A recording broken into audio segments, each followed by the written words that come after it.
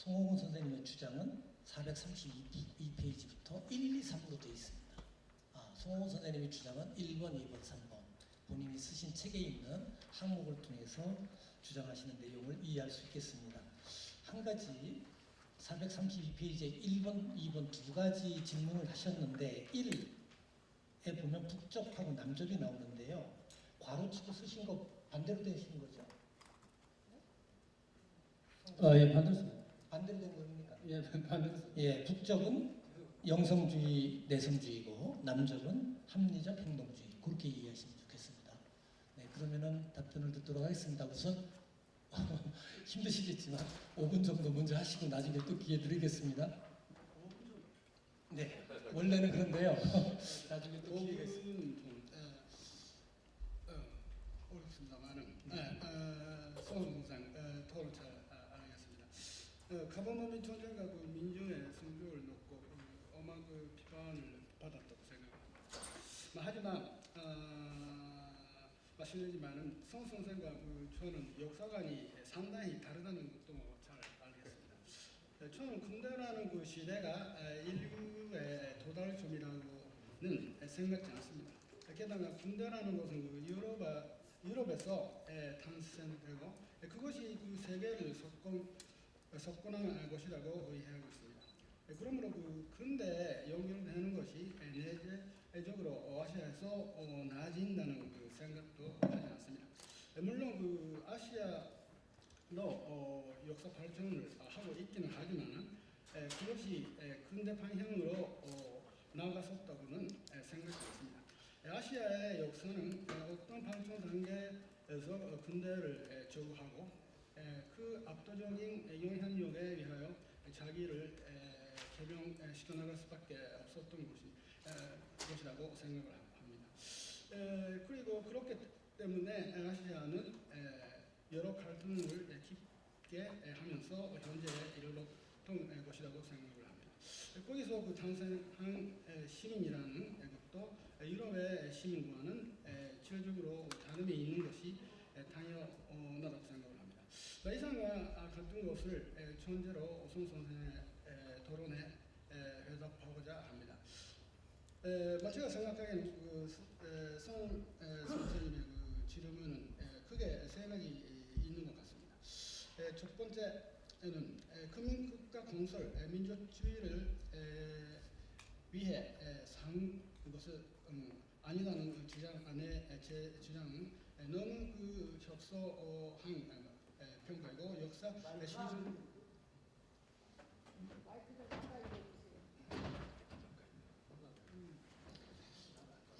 시즌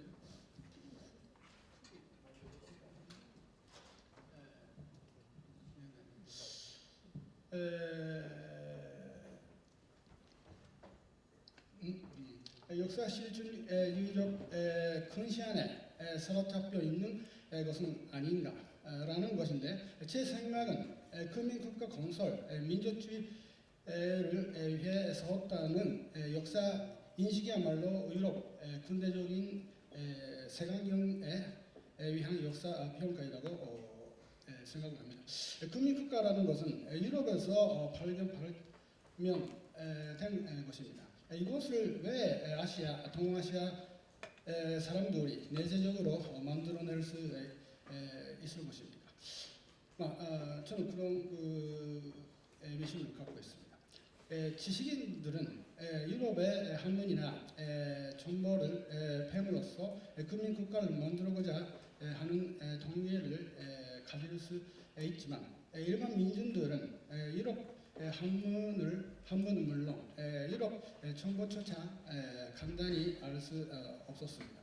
따라서 민중은 이상을 가지려고 노력해봐도 1급 만민의 세계를 이상화하는 것밖에 못했습니다.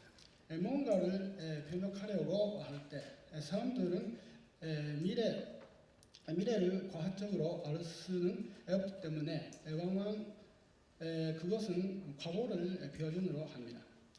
그리고 변혁운동이 벌어질 때 민중은 유토피아 사상에 기초하면서 권리하는 것이 일반적입니다. 하지만 그것은 왕왕 실패합니다. 역사는 그러한 것을 여러 번 되풀이하면서 조금씩 발전해 나갈 수밖에 없었다고 생각을 합니다. 신은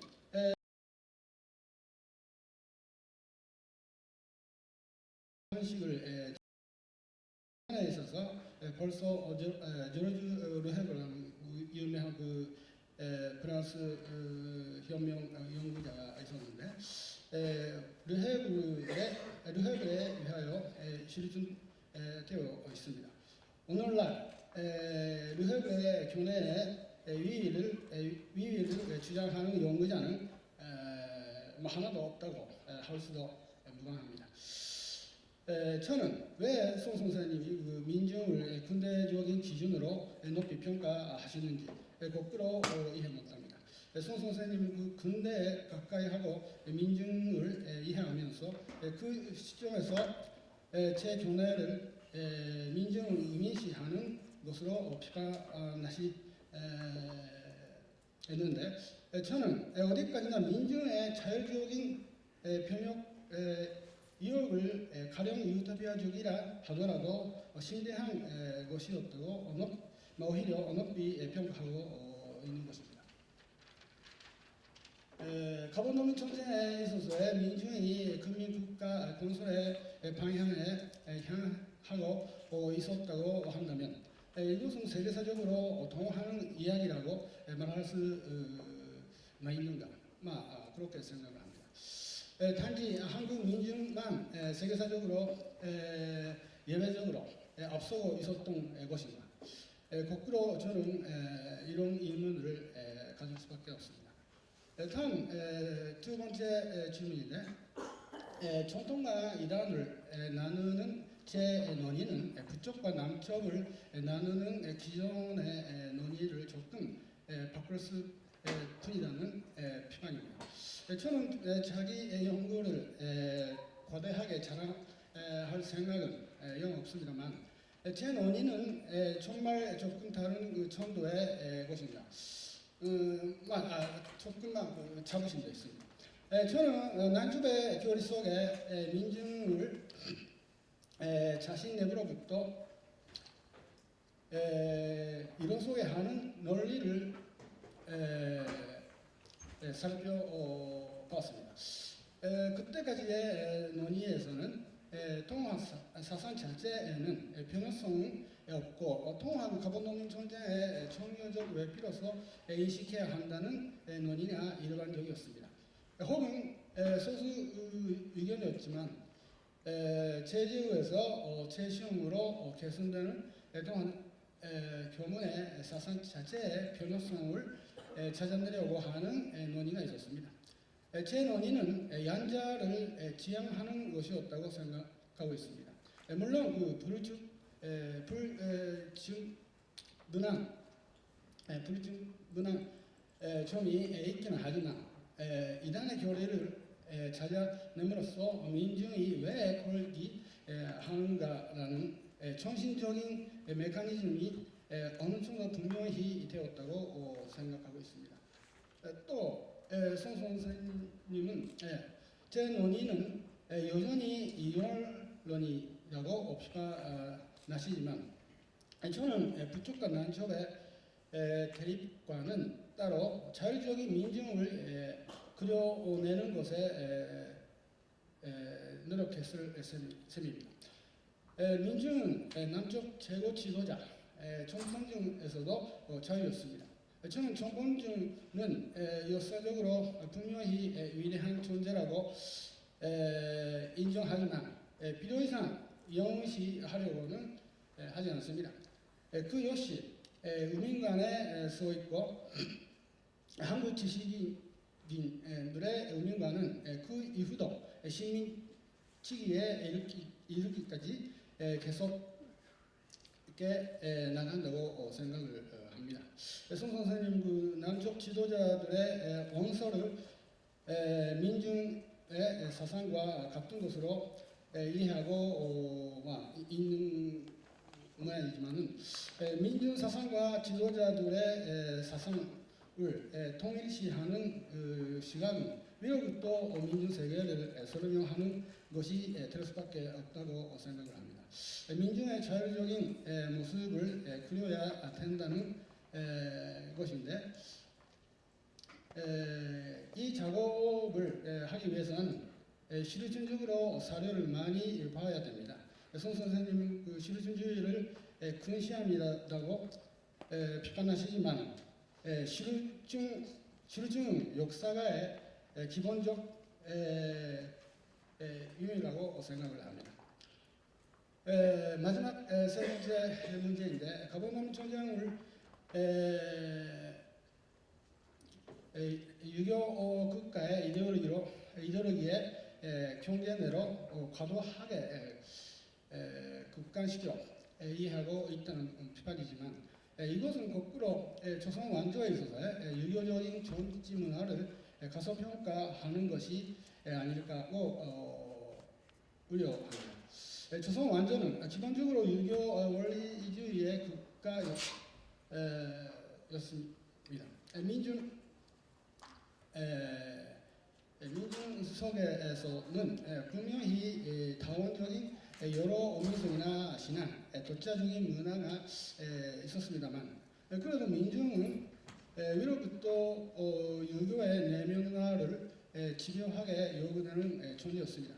통합도 유교, 불교, 토교의 3교를 합일시킨 종교라고 이루어져 있는데 그 중에서도 유교의 비중은 가장 무겁다고 생각을 합니다. 동학에는 첫째로 양반층도 많이 들어오게 되는데 그 때문에 동학은 총전 주자학과 해갑니다. 유교적인 논리는 시민기기에도 계속 살아남고 오늘날 한국에도 여러 방면에서 남아있다고 봅니다. 그쪽에서 일본과는 전혀 다릅니다. 저는 오히려 유교의 근대 현재적인 의미를 학문적으로 깊게 할 필요가 있지 않을까 그렇게 생각을 합니다. 감사합니다. 네, 다시 논문 하나 더 쓰신 것 같습니다. 그 옆에 살짝 가서 보니까 이 미리 토론문이 갔기 때문에 앞뒤로 빡빡하게 다시 글을 쓰셨는데요. 이거 잘 이해하시었겠죠? 저도 좀 이해하기 힘듭니다만 그냥 간략하게 이런 이야기인 것 같습니다. 조경달 선생님 반박은 근대에 대한 역사관의 차이가 있다.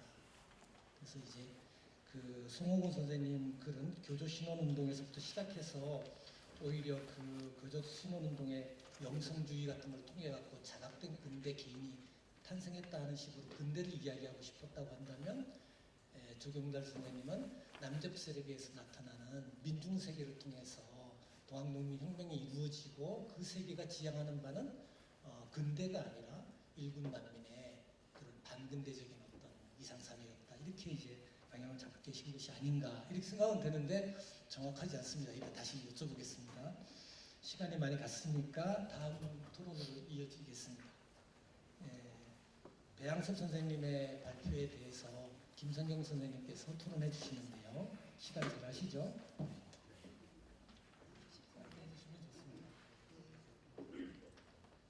네, 김성경입니다. 배양섭 선생님께서 지금 농민전쟁을 비교사를 통해서 더 심도 있게 접근해 보겠다고 하는 것은 현재 농민전쟁 연구가 어떤 질곡에 갇혀 있다고 생각되어지는데 그걸 벗어나는 타당한 연구 방법이라고 생각되어집니다.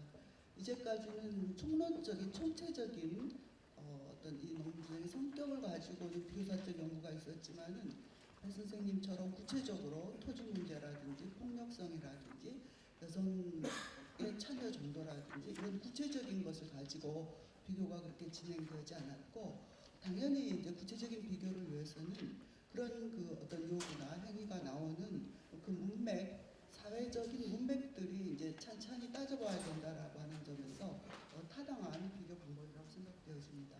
근데 이제 그 배 선생님이 토지 문제를 이제 비교 대상으로 삼으면서 토지 문제를 통해서 농민군의 토지 문제에 대한 제안을 가지고 이른바 그게 이제 근대적 지향이냐 아니면 반근대적 지향이냐 하는 이런 질문을 하셨거든요. 왜 토지 문제를 가지고 그런 질문을 했을까? 사실상 우리 역사학 연구에서 그 중세적 토지 문제, 봉건적 토지 문제의 해결이 그래서 그것이 근대적인 일물일권적인 토지 소유가 성립하는가라고 하는 것을 어떤 근대성이나 근대 사회의 지표로 보았던 오랜 학문적 관행이 있었고, 또 하나는 여전히 농민 전쟁에서의 농민분들의 토지 문제에 대한 요구나 지향이 어떠했는가라고 하는 데 대해서 아직 연구가 불분명하기 때문에 이런 질문을 하신 걸로 생각되어집니다.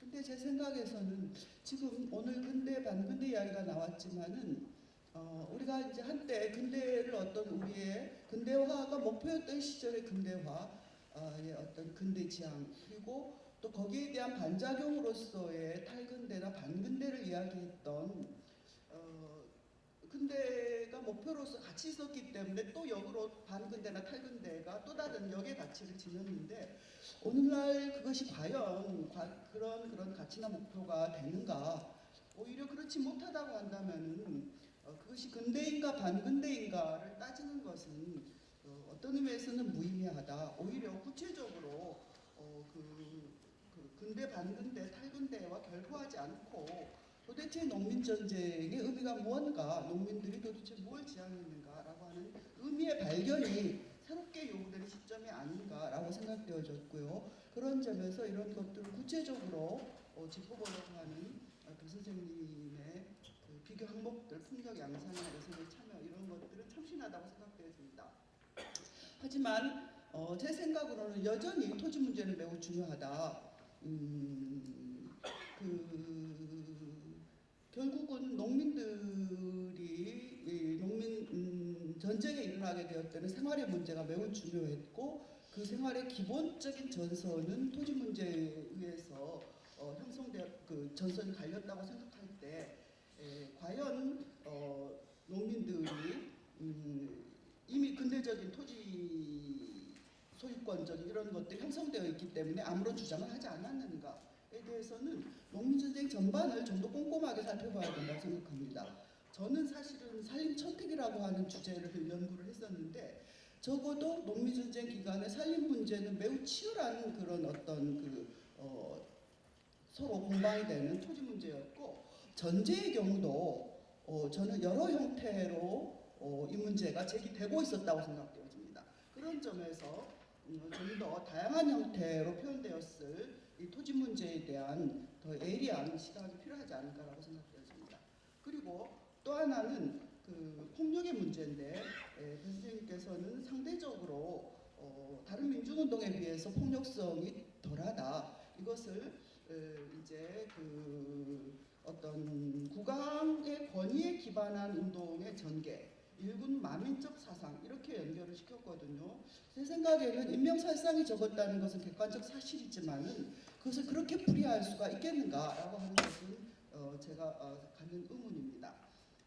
사실은 저는 농민전쟁은 굉장히 다양한 성격이 복합되었다고 생각되어집니다. 전봉준을 중심으로 한 어쩌면 지도층이고 엘리트층들은 정치혁명적인 정치적인 권력 진입을 노렸던 것이고, 그것이 전주하약 이후로 이제 민족 내부로 농민전쟁이 지속적으로 또는 전국적으로 확산되어 갈 즈음에서는 다양한 형태의 개혁들이 요구되어지는데, 자기 생활 현장에서의 이런 어떤 동등성, 너 왜 나한테 같은 존중하지 않느냐, 이런 식의, 또는 또 농민들이 사회적으로 왜 그런 유학만 학을 독점하느냐, 학이나 도를 독점하냐, 우리도 학이고 도다, 스스로를 도인이라고 칭하지 않았습니까? 그러면서 자기들도 공적 세계의 발언권을 갖는다, 누가 공을 가르느냐, 우리도 공이다 라는 식의 강렬한 어떤 자기의 원망들을 분출하고 있거든요. 원망과 질고가 여러 가지 형태로 분출되어지는데,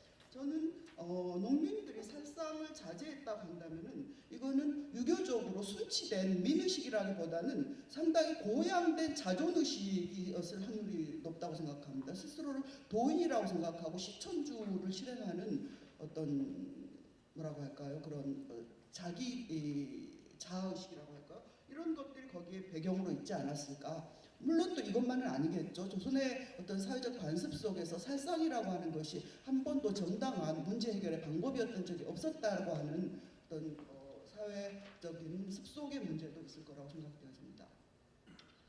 그리고 마지막으로 여성 문제는 저는 여기에 대해서는 참으로 불만이 많습니다.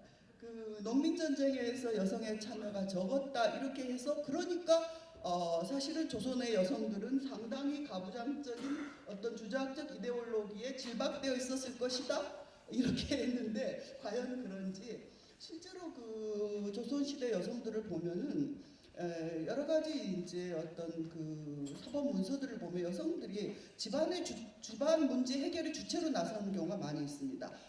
산속 문제도 그렇고 또 여러 가지 자기 집이 진빚이라든지 이런 것 어머니들이 나서가지고 직접 따지고 살인 사건의 발생의 주체가 되기도 하고 이렇거든요. 실제 농민전쟁 당대에도 그 농민전쟁의 와중에서 어머니나 또는 여인들이 우리 집에 이런 여러 부채 문제, 채무 문제라든지 살림 문제라든지 이런 걸 가서 따지고 사람들을 몰아가지고 이야기하는 이런 대목들이 보여지거든요.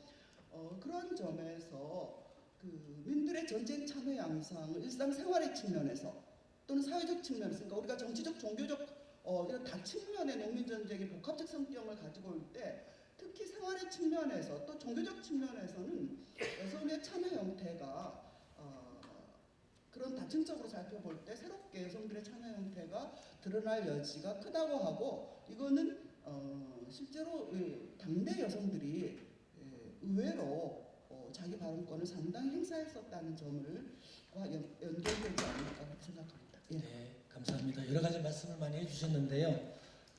전제와 살리 문제를 개정하려 하자는 주장이 있었다 그런 말씀이 있었고 폭력 문제를 시천주의 의미로 해석하면 어떻겠느냐 그리고 여성 문제를 말씀하셨습니다.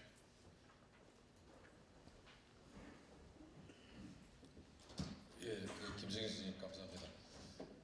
여러 가지 질문을 해주셨는데요. 역시 대부분의 지적이 제가 좀 더 고민을 해봐야 될 그런 문제인 것 같습니다. 시간이 없으니까 간단하게 제가 답변 드릴 수 있는 데까지만 말씀드리겠습니다. 토지 문제에 대해 가지고 전제와 살림제의 개혁이 전봉준이 이제 밝혔죠. 나중에 체포된 다음에 자기의 어떤 그 목적이었다라는 얘기를 하는데 그런 점을 저는 부정하지 않습니다. 농민군들 대부분의 그 당시에 특히 이제 토지가 없는 농민들이라든가 빈농들 이런 사람들은 토지에 대한 열망이 있었다고 봅니다. 지금도 가난한 사람 돈을 많이 가지고 싶다죠. 부자가 되고 싶고 똑같은 어떤 비슷한 심리가 있었다고 보는데요. 다만 그런 심리가 있음에도 불구하고 그것을 목숨까지 걸고 싸우는 그 농민전쟁이라는 거대한 어떤 그런 이 투쟁 속에서 왜 구체적인 요구로 그런 것을 내놓지 않느냐라는 것은 굉장히 중요하게 질문이 되어야 된다는 것이죠. 그런 질문을 저는 한국, 중국, 일본의 어떤 그 정치적인 어떤 체제라든가 지배이념, 사회적 질서, 특히 토지 소유권과 관련된 어떤 법이라든가 고리 관습 이런 것과 관련해 가지고 좀 이렇게 왜 그런 차이가 나는가를 살펴보려 했다라는 점을 이제 말씀드리고요. 그 다음에 그 조금 그런 구체적인 질문하기보다가 근대 지향이냐 반근대 지향이냐라는 것은 어떤 그런 논의 구도에 가지고 하는 것은 별 의미가 없다 지적하는데 저도 아주 마찬가지라고 생각을 합니다. 논의 자체가 지금 제가 머리말에도 잠깐 써놨습니다만은 동학 농민전쟁에 대한 연구가 새로운 어떤 시각이라든가 새로운 어떤 그런 논의들을 열어나가는 그런 연구들이 최근에 들어서 안 되고 있다라는 것이 굉장히 문제라고 저는 생각합니다. 어떻게 보면은 100주년과 120주년을 한 20년 정도의 간격이 있었는데 사회는 굉장히 많이 변했어요. 사실은 온 세계가 다 변했고 한국 사회도 변했고 그럼에도 불구하고 농민전쟁에 대한 어떤 연구의 기본 구도랄까 이런 부분들은 좀 크게 변하지 않은 것 같아요. 물론 변화가 없는 건 아니죠. 하지만 그런 점이 상당히 좀 아쉬운데 저는 이제 그런 어떤 부분에서 좀 새로운 연구들을 어떻게 우리가 좀 구상하고 만들어 갈 것인가라는 계기로 삼자는 의미에서 실론적이지만은 이런 어떤 비교사적인 접근을 했다라는 점을 먼저 밝게 됩니다.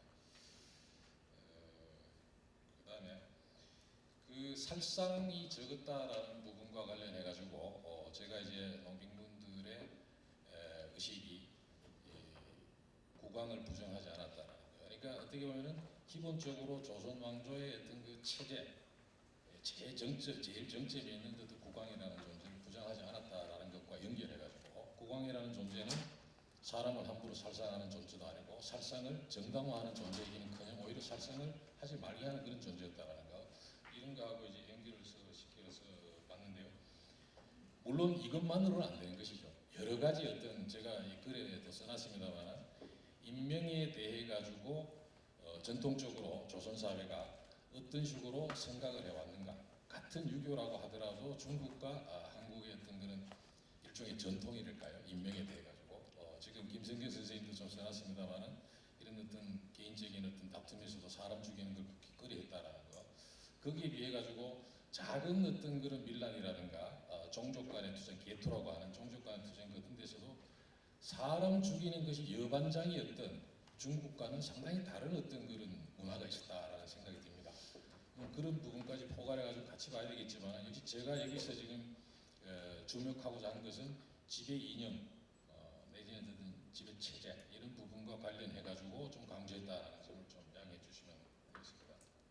그리고 일군 만민이라고 이렇게, 근데 저는 일군 만민이라는, 우리 옆에 계신 조근달 선생님이 이제 일군 만민 이런 얘기라, 정창 선생님도 일군 만민이라고 쓰는데, 일군 만민이라는 개념에 대해서는 오늘 뭐 구체적으로 얘기할 건 아니지만 저는 좀 그 표현에 대해 가지고 별로 좋아하지 않습니다. 오히려 이제 반대하는 입장이기 때문에 일군 만민이라는 식으로는 저는 얘기를 안 했습니다. 안 하고 국왕이라는 존재를 부정하지 않았다라는 것입니다.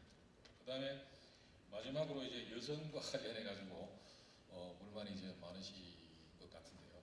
당연할 것 같아요. 제가 여성 사에 대해서도 모르고 요즘 뭐 많은 연구들이 나온 걸로 알고 있는데, 저는 또 아들만 내딛는 아주 그 유교 문화권에서 오랫동안 살았기 때문에 더군다나 이 여성에 대해서는 말씀드리기 굉장히 참 조심스러운데, 근데 이 요즘 세계적으로 봤을 때도 여성 문제가 상당히 각광을 받고 있고, 그래서 이 여성 문제를 한번 좀 건드려는 봐야 되겠다라는 생각이 있었는데, 그 지금 김성경 선생님 말씀대로 여성들이 집안 문제의 어떤 그런 주체로서 등장했다라든가 이런 부분들. 근데 뭐 제가 알기로는 과거에 이제 여성들의 어떤 그런 정절에 대한 어떤 강요 이런 것들이 집안의 어떤 그런 뭐 말하자면 명예죠. 명예를 위해서 지아비가 죽은 다음에 이제 부인이 따라서 이렇게 죽고, 그게 또 이제 연료로 이제 침수하기 위해 홍산물을 내려주고 이런 것들이, 제가 알기로는 과거에는 그 희생자로서의 어떤 그런 여성, 유교적인 가부장적인 어떤 이데올로기 체제의 희생자로서는 그려졌는데, 그런 것이 아니라 그런 죽음마저도 상당히 좀 적극적이고 그 여성이 가지고 있는 어떤 주체성, 능동성을 강조하는 쪽으로 이제 연구가 되고 있다라는 것은 저는 뭐 알고 있는데요. 그런 부분들은 좀 이제 제가 얘기한 것 물론 연결해가지고 이제 고민해봐야 되겠습니다만, 여기서 이제 제가 이제 말씀드리려고 싶은 것은 여성들이 가지고 있는 그런 어떤 주체성, 능동성이 이제 있었다라는 거. 또 그런 점에서 어떻게 보면은 어떤 부분, 어떤 요소를 이렇게 비교한 게 따라 가지고 오히려 조선 여성들이 중국 여성이라든가 일본 여성보다 더 적극적이고 주체적이고 능동적일 수 있다고 생각합니다. 다만 이 민중운동, 민중종교라는 점으로 이렇게 비교해 봤을 때는 어쨌든 현재 발견되는, 확인되는 어떤 사실만으로 비교해 볼 때 굉장히 소극적이었다. 여성들의 참여가. 일부 물론 발견되지 않은 건 아니에요. 아까 얘기했지만 뭐 여러 가지 방식으로 이제 있는데, 그런 것들이 중국의 어떤 태평천국이라든가 여기서 여성 부대가 등장을 한다라든가 뭐 이런 부분들, 그다음에 수양이라는 이 사람은 해적 두목이에요. 자기 남편이 죽은 다음에 중국 동남해역에 있는 7개 단체를 갖다가 자기가 통할해가지고 자기가 두목이 되어가지고 나타나는 이런 것들은 조선에서는 좀 상상하기 어려운 것 아닌가. 왜 그런 차이가 났는가를 역시 따지자면은 조금 더 전통적인 뭐 인류학적인 어떤 그런 뭐 무슨 목의 전통이라든가 이런 것도 따져봐야 될 것이고 하겠지만은, 저는 여기서 어쨌든 지배 이념이라는 거, 조선이 삼국 중에서는 가장 강력한 유교의 나라였고 거기에 입각한 가부장적인 질서가 강했다라는 것과 관련이 있지 않겠느냐, 그런 어떤 생각에서 정리했다. 네, 감사합니다. 역시 이 기획한 대로는 잘 안 됩니다. 지금 시간을 많이 쓰고 있는데요. 그래도 청중 토론을 조금 진행하겠습니다. 일괄적으로 질문을 받아가지고 소화할 수 있도록 하겠습니다. 질문이 있으신 분은 손을 들어주시고 간단한 자기소개를 해주시고 질문해 주시면 감사하겠습니다. 네, 어떤 의사를 가지고 계신지 제가 잘 파악했습니다. 빨리 끝나는 것이 제일 좋지 않습니까?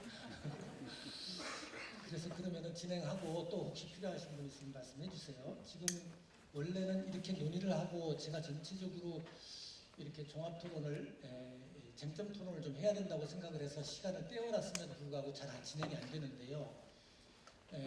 오늘 그 기획에 맞게 동학농민혁명과 동아시아 세계의 미래, 동아시아 세계의 미래라고 하는 주제에 꼭 맞춰진 논문은 아니지만 이 논문들이 담고 있는 내용 가운데 서로 견해가 틀리거나 이런 부분이 있다면 좀 더 드러내는 것이 좋겠다 이렇게 생각을 해서 쟁점 토론을 해봤으면 했습니다. 오늘 다를 못하겠고요. 제가 좀 정리하면서 마무리를 짓고 또 한 말씀씩 듣도록 하겠습니다. 우선 저는 그렇게 읽은 논문 중에서 수심경천이라고 하는 전봉준이 자기가 수심경천 때문에 동학에 가입했다 이렇게 말하는 그 수심경천의 뜻이 무엇인가라는 것을 가지고 윤석산 선생님하고 조경달 선생님이 해석을 했는데 좀 차이가 있어서 말씀을 드리겠습니다.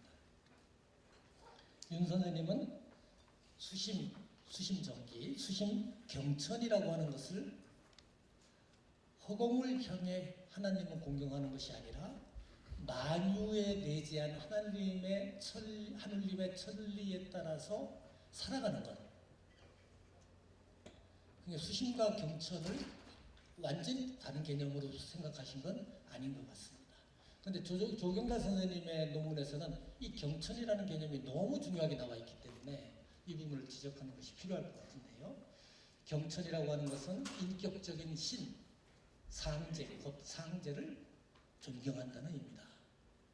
그래서 이 경천의 해석이 좀 다른데 이렇게 인격적인 신, 상제를 존경하는 내성이 아니라 존경한다는 의미이기 때문에 수심정기라고 하는 내성주의라고 하는 것은 약해지고 좀 초월적인 다른 힘에 의존하려고 하는 민중들의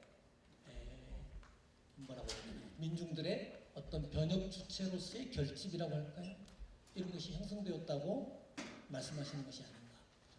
윤 선생님은 반면에 동학사상에 의해서 농민이 의식화되어 가지고 동학농민혁명의 주체가 형성되었다. 이렇게 보는 관점의 차이가 있다고 보여집니다.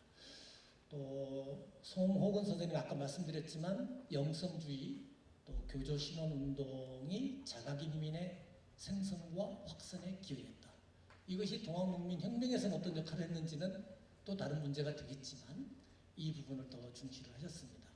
그래서 이 시기에 동학농민혁명에 있어서 그 주체가 되는 세력이 누구인가에 관한 논의가 차이가 있다는 점을 말씀드리겠습니다. 그리고 기율문화를 윤석산 선생님은 동학사상이 견인한 것으로 이렇게 평가를 했어요.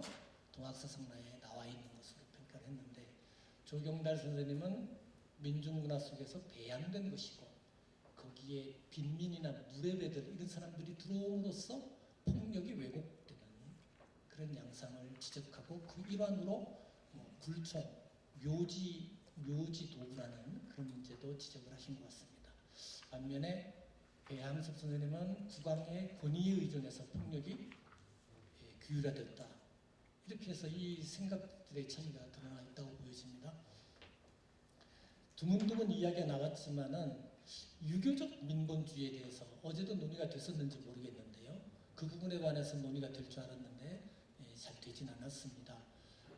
조경달 선생님은 무장포고문 굉장히 중시하고 계시죠. 또 송호 선생님이 비판하는 글에도 잘 소개가 되어 있습니다.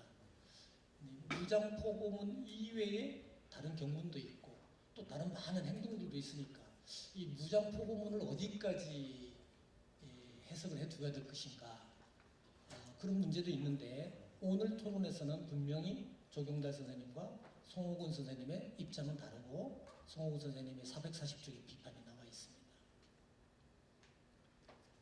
그래서 이제 이런 정도의 쟁점이 나왔고 조금 더 진전한다면 태평천국에서 이야기했던 토지 개혁의 문제 그리고 동학농민전쟁에서 평균 분작이라든지 토지 개혁 문제를 반근대라고 하는 걸과 관련지어서 설명한 배양섭 선생의 주장 이런 문제도 토론이 되어야 될 부분이라고 생각이 되어집니다.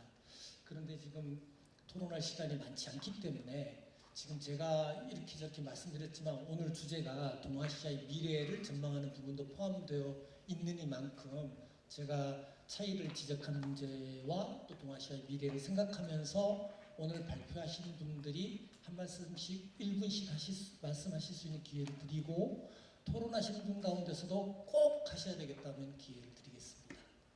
그러면 이제 윤석산 선생님 윤석 선생님 먼저 해주시죠.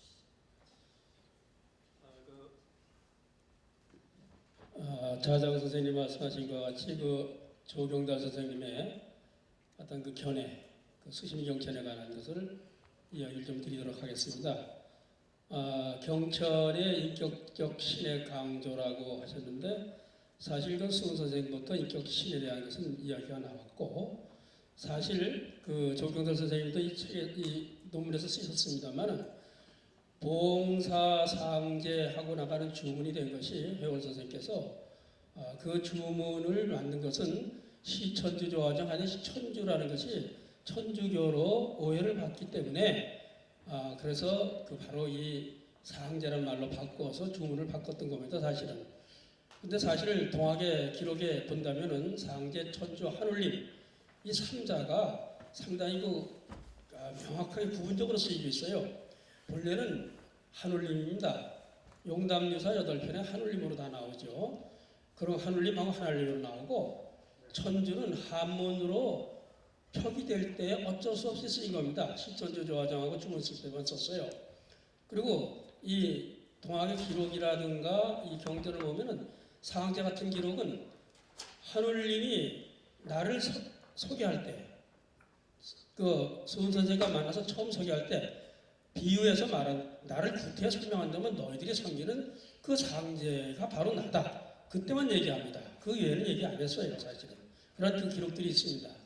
그러므로 인해서 어쩔 수 없이 해월 선생이 상제를 빌려 썼던 것이지 갑자기 인격신을 강조한 것은 아니라고 저는 생각이 되고요. 그 다음에 그만할까요?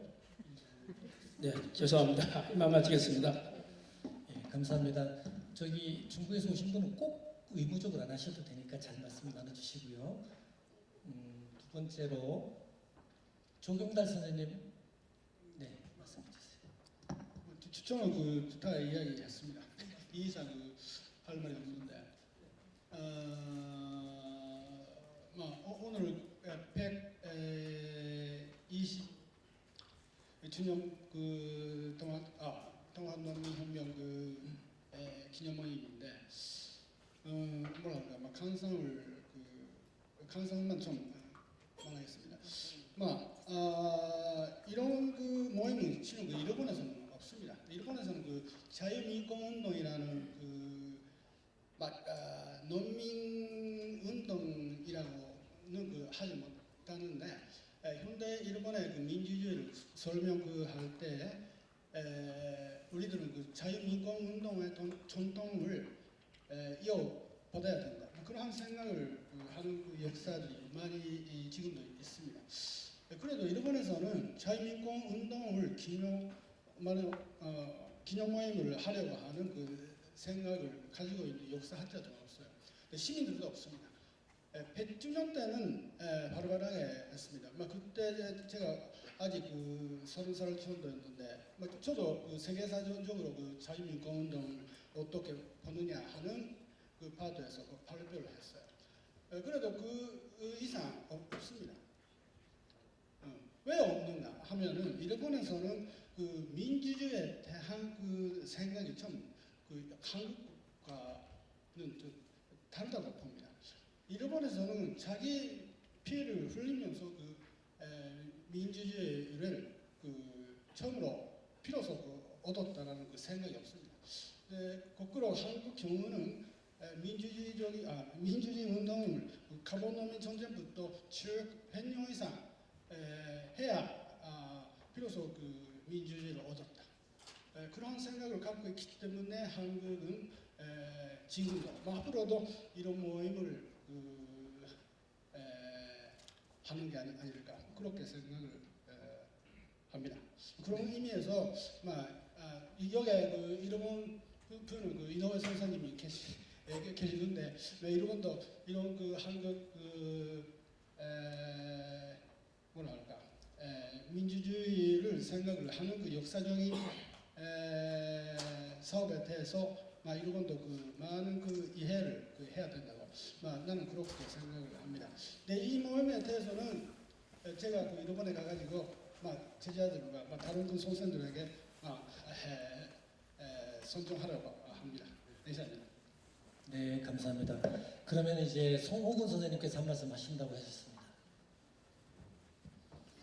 예, 아까 그 조경달 교수님께서 굉장히 귀중한 얘기를 많이 말씀하셨는데 여기 앉아있으니까 잘 안 들리더라고요.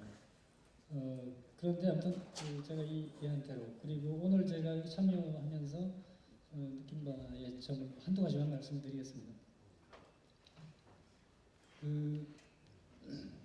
민중, 그러니까 1860년대부터 민중에 대한 그 역사가 될 관심이 상당히 고조가 되는데 실제로 민중이 실체가 있었느냐 저는 뭐 없었다고 보고요.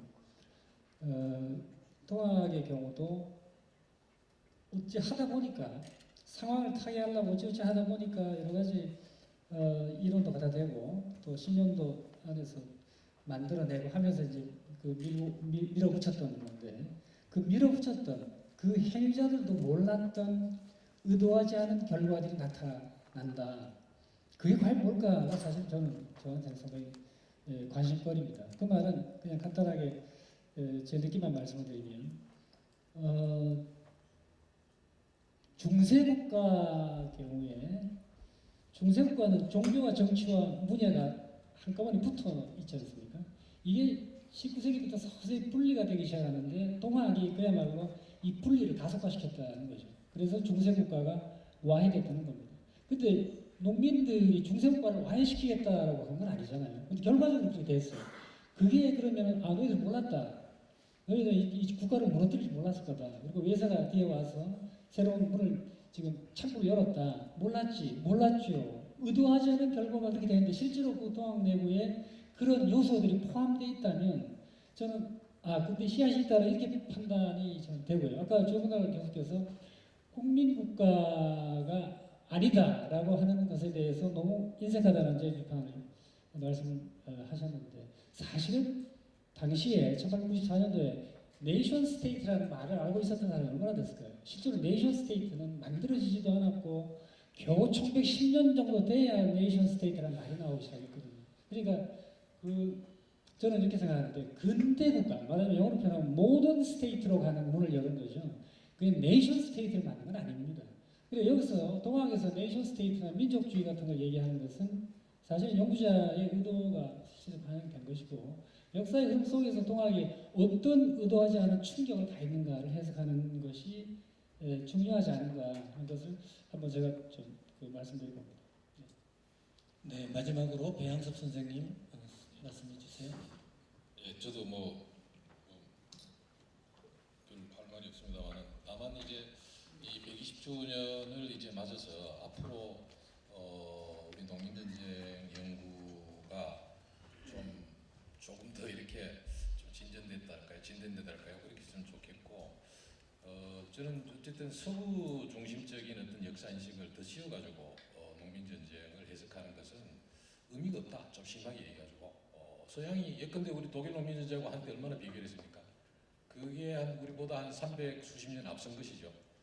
그런 어떤 비교에서 남는 것은 아주 거칠게 얘기하면은 우리도 비슷했다 서양하고 그러나 한 300년 뒤졌다 이 결론밖에 안 되거든. 저는 그런 어떤 역사는 더 이상 하지 말자. 그래서 우리 어떤 한국사의 어떤 말 그대로 정말 내재적인 어떤 내부에서 어떤 식으로 한국 사회가 이렇게 구성이 되고 어떤 원리에 가지고 작동됐는가 이런 것과 연동해가지고 농민군들의 어떤 생각도 한번 읽어보는 것.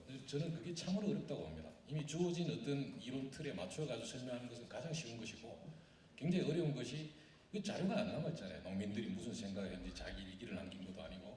그래서 그걸 한번 정말로 어떻게 좀 더 정말로 좀 깊숙하게 읽어볼 것인가에 대한 고민들, 이런 고민들이 앞으로 좀 더 됐으면 좋겠다 이런 생각을 해봅니다. 네, 오늘 제가 잘 안 들려서 그런데 아까 조교계에 대해서 비판하는 것 같은데요. 그거 이론 아닙니다. 그게 아니 저는 그거 이론이라고 생각 안 해요. 그리고 실제로 이론적인 배경을 가지고 역사 이 계기를 접근하는 것이 왜 나쁘다고 문제가 되는 것은 목적론이죠. 목적론이 나쁘고 규범론이 나쁜 거지 이론을 나는 오정도 안 했습니다. 실제로 나는 역사학에서 이론을 가지고 역사 분석을 하는 걸 한 번도 보지 못했어요. 근데 왜 그게 계급 분석을 해도 그게 민중만 있고 말이야. 지배층만 있지. 그들 사이에 아주 세밀한 역학관계를 구체적으로 분석하는 건 제가 본 적이 없거든요. 저는 역사학에서 실제로 이론이 필요하다고 봅니다. 그런데 문제는 아까 배영수 선생님 말씀하신 것처럼 한국의 독자적인 패스가 경로가 있어요. 실제로. 그 경로를 놓치지 않는다면 그 이론은 저는 반드시 참고를 해야 된다는 생각이 들고요. 제가 종교개혁을 얘기했다고 해서 한국에서 서양에서 일어난 거에 350년 뒤에 일어났다. 그래서 어쩌란 말이야. 그게 아닙니다. 종교개혁이냐 아니냐의 문제는 동학을 중심으로 해석하는데 정말 논쟁거리라고 저는 보거든요. 그렇지 않으면 논밭에서 죽어간 농민들을 어떻게 해석할 것인가? 그들은 정말 엄청난 저항의식에 젖어 있었는가? 처자식 버리고 나왔을 때 그 사람들을 어떻게 설명해야 될 것인가? 설명해야 되잖아요. 저는 이게 맞다라고 좀 판단하는데 거기에 대한 다른 얘기를 좀 해주셨으면 좋겠다는 생각입니다. 잘 안 들려가지고 그런데 저는 지금 송 선생님에 대해 가지고 반박한 것은 아니었고요. 농민전쟁 연구, 우리 또한 농민전쟁 연구가 예컨대 이제 엥겔스의 어떤 독일 농민전쟁의 영향을 이제 한때 많이 받았고 어떻게 보면은 전체적으로 지금도 그런 기조들이 이렇게 좀 있다라는 것이죠. 전체적인 역사 인식 틀 이런 것들이 그래서 그런 점에 대해 가지고 좀 우리가 좀 적찰을 하자, 반성적으로 좀 돌아보자 이런 어떤 취지의 송 선생님의 어떤 그게 말씀에 직접 이렇게 한 것은 아니었습니다. 네, 이건 마쳐야 될 때가 된 것 같습니다. 이 종합하기가 참 어려운데요. 지금 우리가 농민전쟁 100주년 기념 1994년 그러니까 100주년을 기념해서 1990년대로 접어들면서부터 본격적으로 논의를 시작했는데 초창기에는 상당히 일사불란하게 이루어졌는데 100주년이 지나면서는 연구자들도 많이 줄어들었고 연구량도 줄어들고 반면에 좀 어떨까요? 상당히 다양한 분야에서 접근하는 연구들이 조금씩 진행되어 왔다고 하는 점 그런 점을 지적할 수 있을 것 같습니다. 동학 사상사적인 접근도 상당히 많이 나온 것 같고요. 또 민중세계라고 하는 게 뭐냐, 민중의 일상이라는 게 뭐냐 이런 문제들도 많이 제기가 된 것 같고 또 아직 충분치는 않지만 비교사적 연구도 많이 해야 되겠다. 배양석 선생이 앞장서고 있지만 그런 측면에서 연구들이 많이 진행되어 온 것이 아닌가 이렇게 생각이 됩니다. 120주년 되었습니다만 조금 더 학술회의가 남아 있습니다. 두 가지 광고해 드리겠습니다. 다음 주 수요일 날 11월 5일입니다. 성균관대 동아시아 학술원과 고창군에서 주최하는 학술회의가 11월 5일 11시부터 18시까지 있습니다. 제목은 오지영의 동학사에 대한 종합적 검토. 오지영의 동학사 한 곳만 하루 종일 이야기하게 되겠습니다. 이거는 오지영의 동학사라고 하는 책 그만큼 중요하기 때문에 오래전부터 이런 논의를 하자고 논의했었는데 성균관대학에서 준비를 했습니다. 다음 주 금요일 11월 7일 10시 반부터 오후 6시까지 역사학연구소와 역사문제연구소가 주최하는 학술회의 농민전쟁의 경험과 의미 이런 주제로 방송통신대학 역사관에서 있겠습니다. 이 두 학술회의에도 많이 참여해 주시기 부탁드리겠습니다. 성균관대학에서는 11시부터입니다. 그리고 방송통신대학에서는 10시 반부터가 되겠습니다. 그럼 장시간 동안 발표 토론해 주시고 오랫동안 들어주신 청중께 감사드리면서 동학농민혁명 평화화의 상승의 시대를 열다 제3부 동학농민혁명과 동아시아 세계의 미래 종합토론을 여기서 마치도록 하겠습니다. 대단히 감사합니다.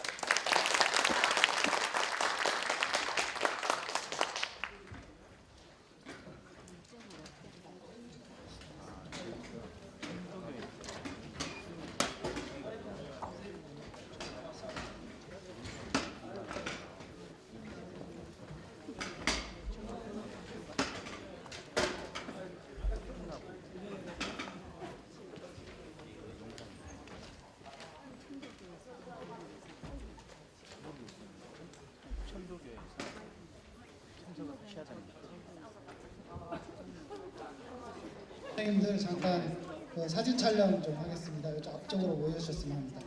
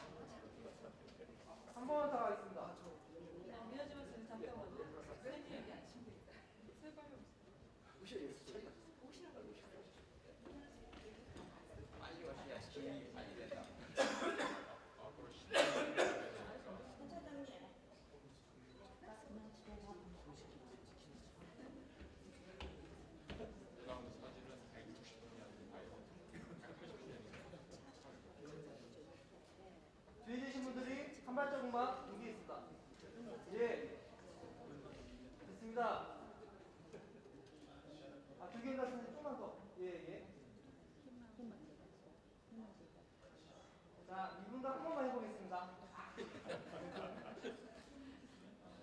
자, 하나, 둘. 두 번 더 찍겠습니다. 하나, 둘.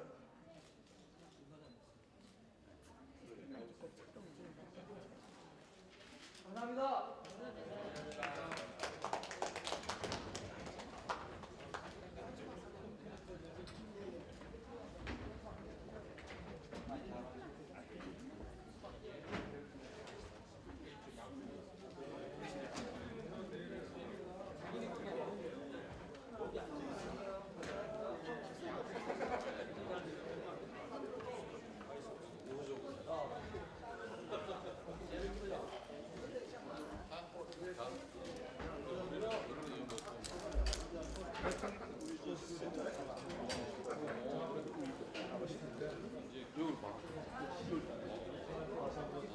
좋은 말씀 좀 해줘.